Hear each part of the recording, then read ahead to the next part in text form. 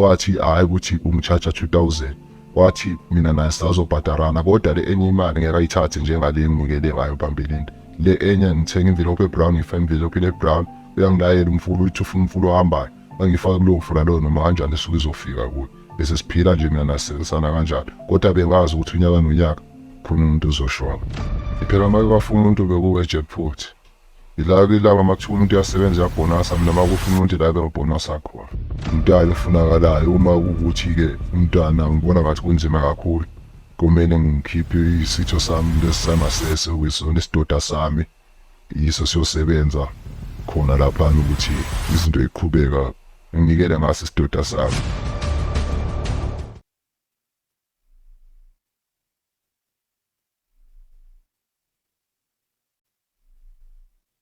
Kuthi namhlanje ngizokhuluma ngokuthwala kwami.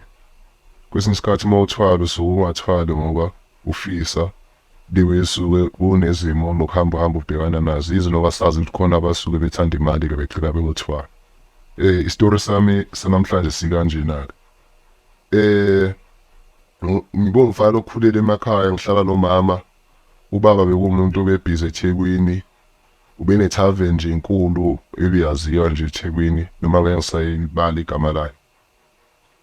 Ubaba wafikelwa isikhathi sokuthi uma ngikhula nami ngiqeda isikole bengingahlakaniphanga esikoleni kodwa nje ubaba ube-right ubengi-maintainer ngazi noma mhlambe mawuphule vele kini ku-right into enjengesikole ugcina ungayinaki. Hayi nje mangiqeda isikole washona ubaba. Ukhona usisi wami sibabili kwethu umama yena besafunda kule level noma ngiqeda isikole. Hayi ubaba meshona baphoqa ukuthi mina ngihambe ngiyeThekwini la vele ubaba ane-business khona. Business laba bekuyithaveni phela ibidume kakhulu eThekwini. Ibiba nabantu phela yiyo nje into ebesebenza ngayo kakhulu. Into yokuqala ngama ngifika evikini kwasebenzeka nesito kwashile nje kwasemali eningi cause lo mama kwathi maqeda ukungcwatshwa wababala izinto wangitholela omunye umkhulu wayesebenza nobaba vele wabafikela kuye lo mkhulu eThekwini ubese hlala naye vele ubaba kuyo le tavern nathi sebehlala bonke. Hayi ngasebenza nje 2 months isitoko siyehla kodwa manje angi-understand ukuthi imali ishonaphi because nami imali angiyidli bengiyayifaka funa sekhaya imali right isitoko kodwa nje izinto seziya ngokushoda utshwala sebeyahlala emafrijini abantu abasebaningi.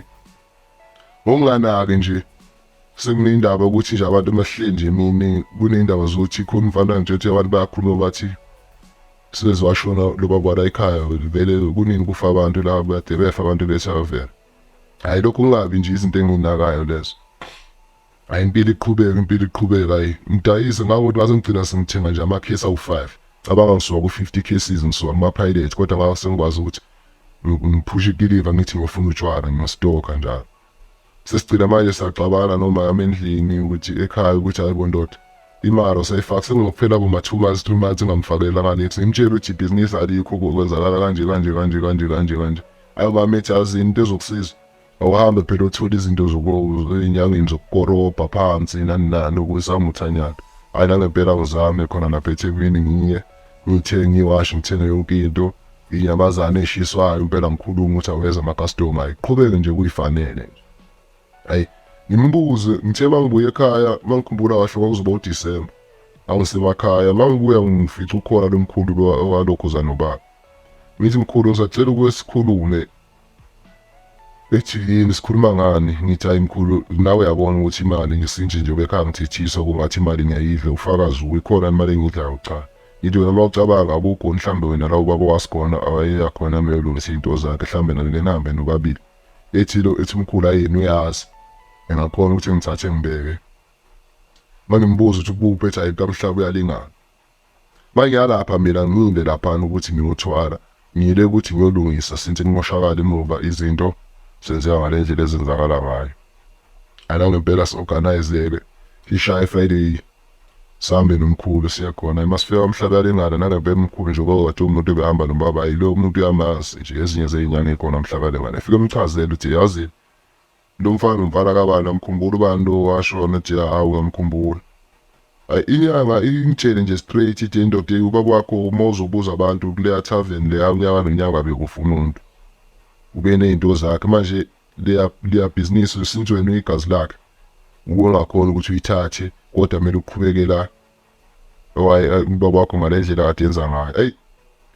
Ngithi mina kulo baba ngizobuya mase ngingedwa ngizoyidecide lento yakho ngiphume nje ngishwaqile nami bangifika endlini embuza ukhula endlini ethi thini la muntu khona wabuya uphethe siwasha uphethe into yokushunqisanyana kanti nikhulume kanjani yini la imali ayifunile ibeningi nomkhuluma ngamtshela eqiniso kwangena ngedwa phela endlini yakhe lo mama lo meqeda ukuchaza nje ukuthi ngizengani bangifika endlini ngifonela umama ngimlandise ngalo lolu daba ethi umama ndoda okwaphela la usuzele na usunenkinga-ke wokuthelwa umuntu lento akhuluma ngayo ukuvuselela igubhu akashongo ukuthi ukubulala umuntu osemndenini. Mina ngikholelwa ukuthi kuyinto enzima le ayikimi kube yinto nje enzima-ke kodwa kube nzima nje kimi ngingakuvumi lokho umama ekubekisa sengathi vele ubazi yena kodwa manje bengafuni ukukhuluma iqiniso.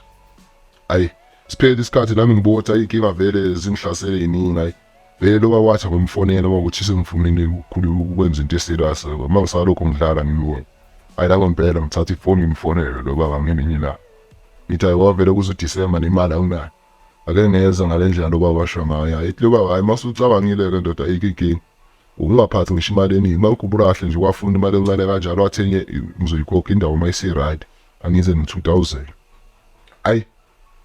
bangifika lo ngimfonele lo baba ethi ndoda khululeka kozolanda igubhu-ke la nangempela ngihambe ngiyilanda igubhu zalo baba eshunqisele mina into zakhe ngitshela ukuthi mangifika ethaveni ngifike ngizenze njani nangempela ngibuyele ethaveni mangifika igubhu zalo baba kungathi nje ayisebenzi ngendlela e-right nje still kusafana kodwa ngiyababona abantu khona kodwa nje umehluko umncane kakhulu umehluko ngiphinde ngimfonela baba into zakho wazi ukuthi azingisebenzeli ngalendlela okhulume ngayo ethi lo baba linda kancane ulinde nje phelele inyanga iphele inyanga kuphinde futhi umehluko mina nguboni sekuze sikushaya ngisho uDisemba umehluko nguboni ethi yazi konke eshodayo engayenzanga ubuye uzela kimi mangifika lapho ethi laba baba into eshodayo ubala lezi inkuphu lezi nginike zona ngifika ucothisele igazi lakho ngimithe nalo muthi loba befike ngicabala engalweni cabe enyaweni ngichabe eqolo ligazi leli ngobe ngicaba ngibhixe ngitizi ngiyalicotsisela somewhere ukuthi ngihambe ngithela lezi igubhu kanti mina ngazi ukuthi nje wasengaza nje sokubona kuthalwa kwami nginikela ngegazi lami la kungamnaki ayenze vele kakusinto ebuhlungu ayikwenzeke ngilithathe leli gazi limise nale mithi yakhe ngifike ngithele kulezi igubhu mangibuya kwakuyi-Thursday Friday yakho right kwagcwele kakhulu baphela 2 weeks kwagazwana abantu kwakhona umuntu ofayo yabuka ingqondo ukuthi kodwa bakithi lethi senzeka masinya kanje ngempela lo kuthini makusenjalo ngithi makusekuseni makusafika labaphoyisa besho ukuthi akade berafela abantu indawo vele ilamuri phela efone yena lo baba kuqala ethi ayikwenzakalile ukuthi nokuthi la besethi ayabona ukufela khona lo muntu loyo bese uma uvalile lezo igubhu ufika ishimo sele phezulu kwalapho ukolobhe nganazo lezo ngingazona ngempela ngiqhubeke kanjalo ngenzeke ngalendlela ezayo ngitshele futhi dawe lo babangazela bakhona izinto angitshela ukuthi kuleyo Friday leyo ngenze imali nangempela kangenze yona leyo mali leyo wasethi bangithatha imali ukuthi kunomfulo ukuthi ngifake envelope ebrown ungayilethi cash leyo mali leyo yena kuyizofika futhi mangayifaka uzowotha ngifaka nangempela ngifaka imali enjalo envelope ebrown ngifake leyo mfulo leyo futhi kene wayilinda-ke la ilinda khona ngento zakhe nangempela efoni isho ukuthi imali ithuli la iqhubeke Wenze imali nale weekend? Ngale weekend wangenze 13,000. Usujwayele ukwenza malini vele ngesikhathi izinto ezinami kahle? Izinto yami kahle ngenza 600 400 angenza imali encane kakhulu ngabe ukuthi ngakhona ngisho ukuthi imali engase ngibolekile kusitoko ngitshwala ngasheshe ngayibisela ngiyofika endodwa.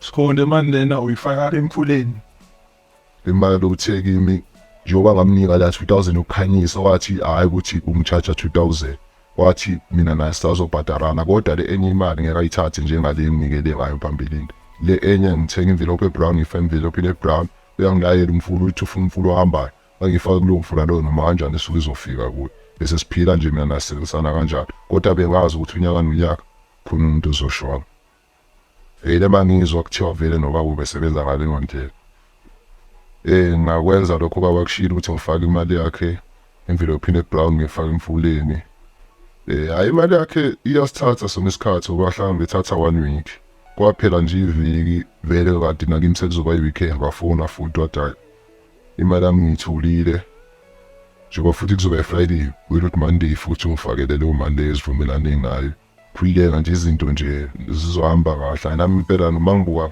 vele bakusekuqala sisanda kuvula izinto sezenzeke kahle ngimfakelile imali yakhe ngimfakelile nalo umuntu engaboleka kwimali yokuxhasela amakhesi nami ngisele ne-stock right ngivikele i-1 Monday to Friday to Monday futhi izinto ziyaphusheka mangiqala lelinye iviki vele sengiqala ngesituko sami kodwa futhi nakhona ama-trade engekho maningi cause ama-can nawo kwakusaphatha iy'mbudu futhi lapho mangisanda kubuka kulo baba ayingiphushi ngithenge mhlambe ngale profit mhlawumbe ngathenga 20 case ayingiphushi leli viki nangempela kuphela utshwala into angiyithanda certificate sababa kwakulavalwa laphana yiyo into ayithandwa abantu ukuthi kusekuseni into bebeyithanda ezinye indawo i-around ezitshwala nganginazo laphana ngo-2 or 12 eziningi zayivala ezinye ngo-10 mina laphana akwa-626 yiyo into eyayingibhustana kakhulu hayi nangempela ephele futhi kuleli viki aphele labakhesi awu-20 angisakweleti muntu ngifakele lo baba futhi envelope ebrown ngenza ngale ndlela yathi ngenze ngayo lesi-2 iviki sengi-eda nama-can manje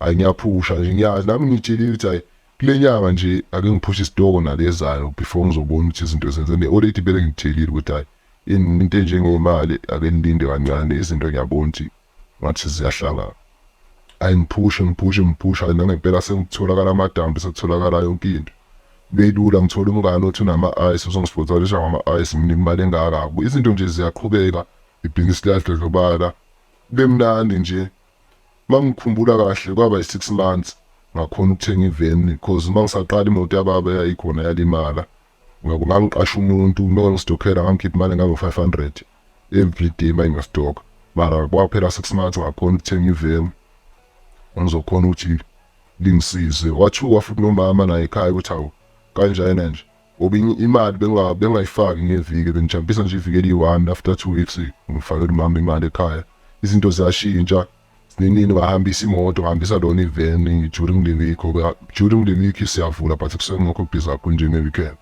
ngahambisa iveni emakhaya ngashiya yena futhi umkhulu lana ngahambisa iveni emakhaya umama uyibona kwa-right ngabaphathela negrosa ngalo iveni kwa-right nje wakhombisa ukuthi hayi izinto ziyashintsha kodwa-ke ngicabangeni kusekhona ukuthi unovalo bangizele futhi untana ukuthi lento engiyenzile ngeke ngilimazele umntwana wami nje esasemncane or kanjani kodwa-ke ngambuza mina vele ubaba lo inyanga wathi imaye ngelokho angiphindeka ngeke kwenzeke lokho as long nje mina ngizokhona ukuthi ngamdoji makushaya isikhathi ukuthi ngeze kuye silokhu siphumana ngijilile futhi lokho anginike khona kasho kuyingunaphakade kuzodamana ukuthi ngiphinde ngibuye nje ngize kuye yizo zonke izinto engafaka ikhuluma nomama nje since ngisekhaya ngihambisa imoto kwathi makuyi-Thursday ngaphinde ngabuyela khona eThekwini ngasebenza futhi hayi izinto ziyaphusheka nje nalapha sebengijwayele sebengibiza ngomfana kababa bayamazi baba abantu abaningi sekujwayelekile impilo iyaphusheka thema ngibuka indawo enye ubaba ade bekakhona ama-trader enkulu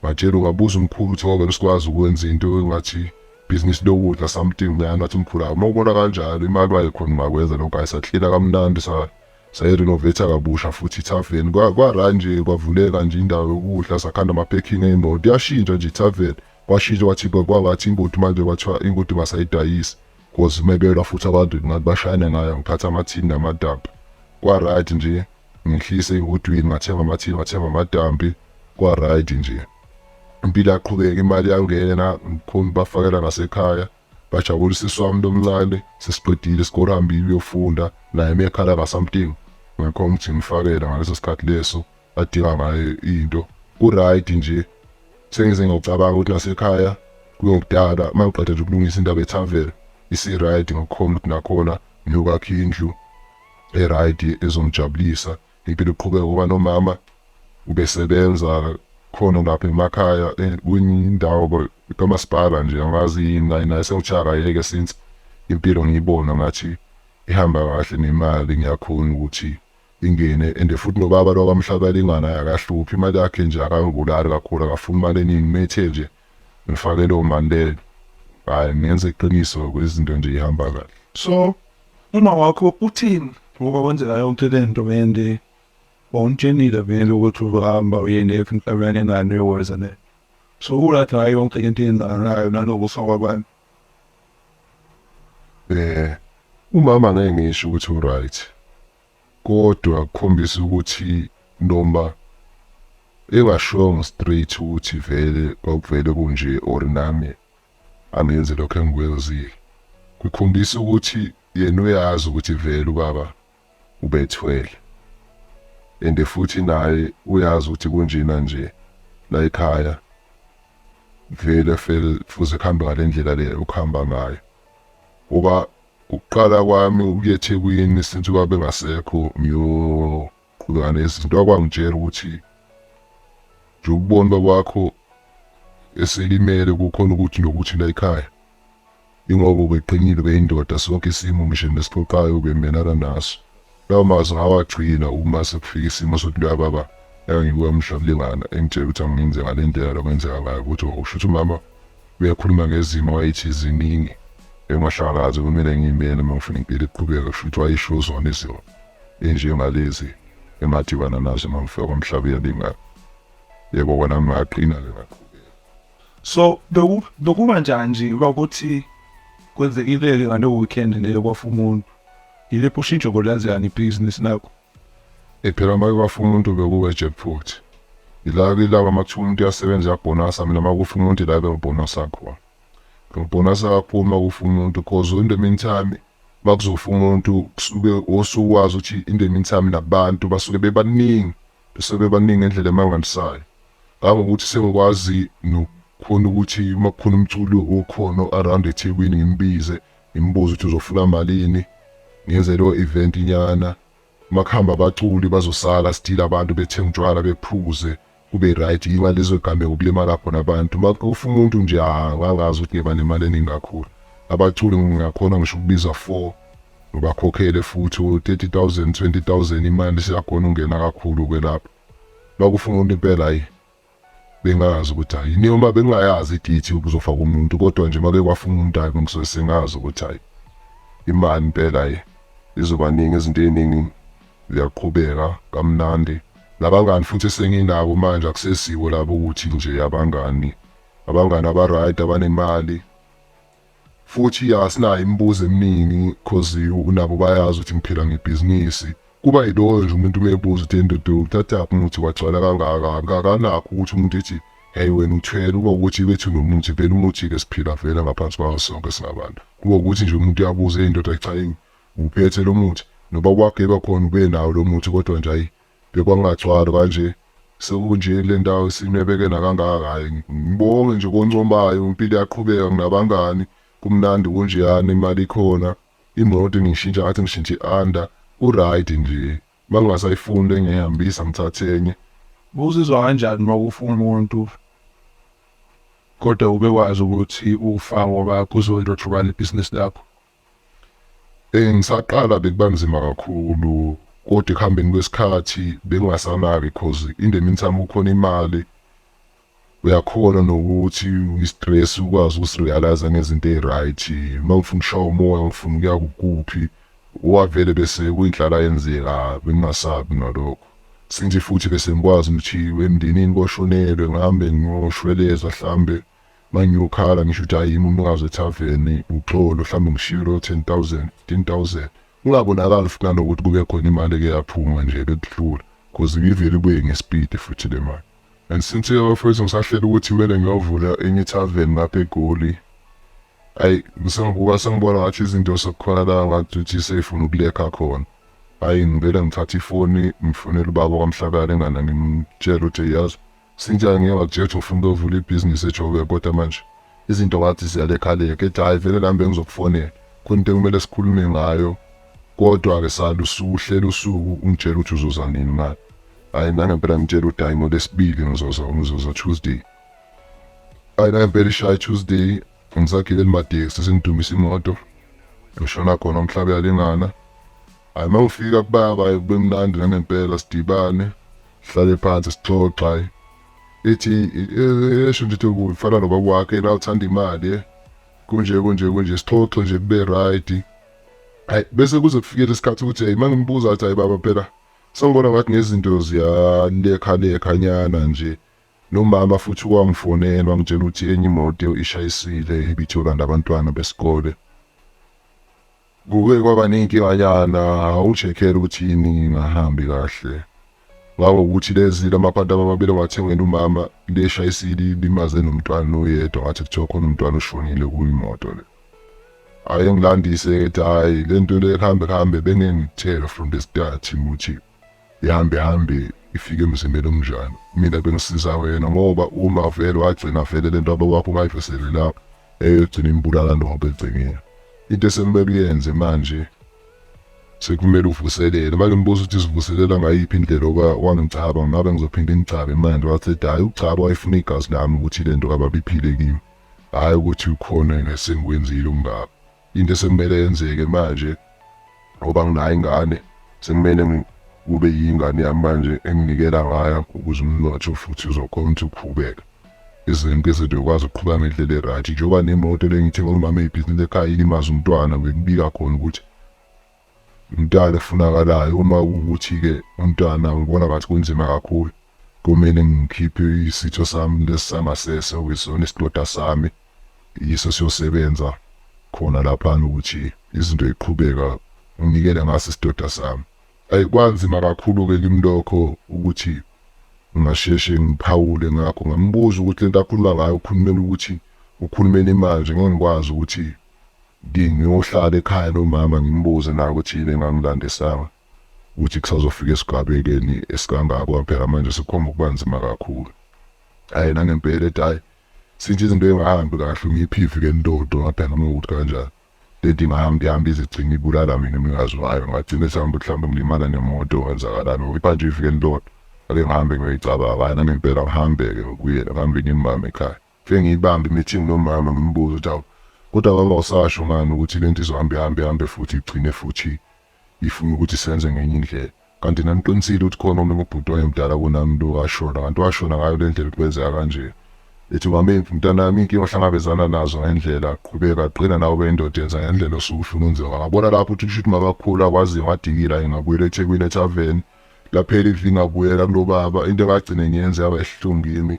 Yebo imali senginayo iningi kodwa ngabulala ingane yami ngendlela ekwenzeka ngayo laphana kwaba nzima kakhulu. Ngangithi mina ngoba kuningi akwenza ungakwenza ingane yami engekho kodwa ngakwenza endlela kababa bathi mangiqeda ukwenza ngami kwakhala ifoni ukuthi ingane yami isishayiswe imoto yalimala ngalendlela le yalimala ngayo. Kwaba nzima-ke kimi. Yebo imali yebo ikhona ibisingi kakhulu kodwa-ke ayish ngicabanga ukuthi uhlezi ukhona kimi enhlizweni ukuthi ayibulala ingane yami ngiyizala. Kwanzima kakhulu-ke futhi lokho. Imali yebo ngiyavuma iningi kodwa manje ngicabanga manje sengidla sengiphila sengisanokwazi ukuthi ikuphi okunye okuzolandela. Sengihlezi ngicabanga ukuthi kazi ikuphi okunye okuzolandela kazi ngoba futhi kuyafana noma kuthiwa angibulalanga umngane yami bekuzofa mina. Yikho isikhathi ngithi sike singene ey'ntweni ngokuthanda imithi nani ukuthi uyazama kanti ungazi ukuthi lokho okuqalayo yikho kokugcina ngokuholela ekufeni. Ungathini kumuntu usacabanga ukuyothwala njengamanje? Ngingasho nje ukuthi alindele noma yini ngoba yebo ungathanda imali kodwa uma uthanda imali yenza sure ukuthi into unendaba nayo emhlabeni imali kuphela. Awunandaba nefamily, awunandaba nento ethinta wena ngoba elokufa vele sonke asilazi. Umuntu kuyothwala ukuyithathela ichoice yakhe ngendlela yakhe. Oyinkinga lo ogcine ethwala engahlosile engaboni ukuthi uyathwala ngoba nakho ukuthwala lokhu kuyenzeka ukuthi khona kini owayithwele emndenini indlela okwenzeka ngayo washona kudala umazi umkhulu wakho. Kuyenzeka kubuye kodwa makubuya kuwe kungahle ukuthi wenza usuka nje uthwala. Uqala ube umuntu othanda imithi mhlawumbe unebhizinisi ukuthi hayi ngiyokwenzela ama-customer utharada ugcina ungazi lokho kuyokuholela ekufeni. Ukuyothwala ichoice yakho kodwa kunzima kakhulu izinto ohlangana nazo.